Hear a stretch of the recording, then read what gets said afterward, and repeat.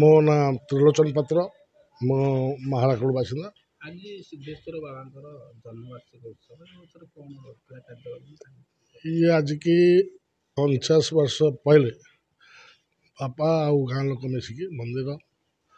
बसी एमती कहले कि आम जड़े गोटे सिद्धेश्वर मंदिर आम स्थापन करवा शंकर भोलानाथ भोलानाथ मंदिर आसला आमर जे पुरोहित थे से ना सिद्धेश्वर देले अच्छी आज की 49 वर्ष है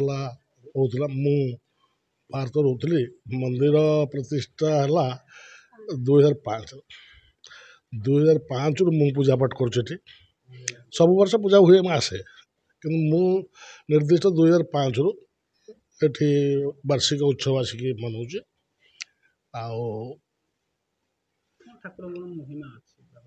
नहीं बाबा महिमा नथिले पुणी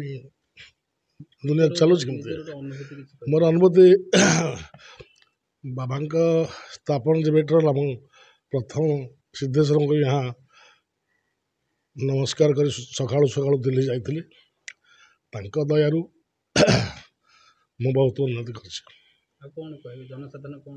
जनसाधारण आमर गाँ लोक भल उपकृत होती सिद्धेश्वर मंदिर हवा द्वारा आम गाँ लोक बहुत उन्नति होती बाबा बहुत दया दृष्टि सब गाँ लोक भल अच्छा महादेव महात्मा महाजोगेश्वर हरि महादेव हरदिदं मकाराय नमो नमः ध्याये नितं महेशं रजतगिरिं चारुचन्द्रं वतंसं रत्नाकल्पजोड़ाङ्गम्बरशुभगवरा भीतिहस्तं प्रसन्नं पद्मासीनं समन्तास्ततमवरगणे व्याघ्रकुचिवसानं विश्वद्यं विश्वबीजं निखिलभयरं पंचभक्तर महाप्रभुक जन्म वार्षिक उत्सव आज की 49 वर्ष पूर्वे सिद्धेश्वर महारुद्र ये महाराकुड़ ग्राम रे प्रतिष्ठित होते आउ कालंदी चरण पात्र आउ कतिपय जनैक भद्र व्यक्ति उद्यम फल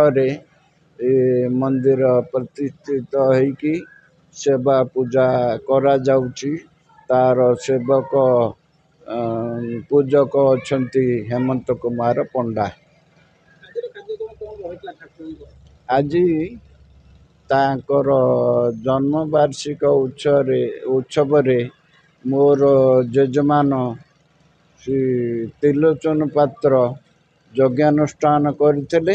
एक दिवस पाई से रुद्राभिषेक पाठ करा जाइछला शिवंक स्तोत्र 108 बेलपत्री अर्पण आउ भक्ति स्तव पाठ आरती ये सबू कार्यक्रम होइछला। आज मनीष से आध्यात्मिक भक्ति मार्ग रु विच्युत होइकी विज्ञान आश्रय होउची ता भितरे जो मनुष्य चोद गुण जो विवेक बुद्धि हरे बसिची न्याय नीति बेबी पूजा पाठ करवा भक्ति मार्ग रे परिचालित हवा पाई मु निवेदन करुची। भक्त भगवान करुणा लाभ करवा उचित। भगवत करुणा बिना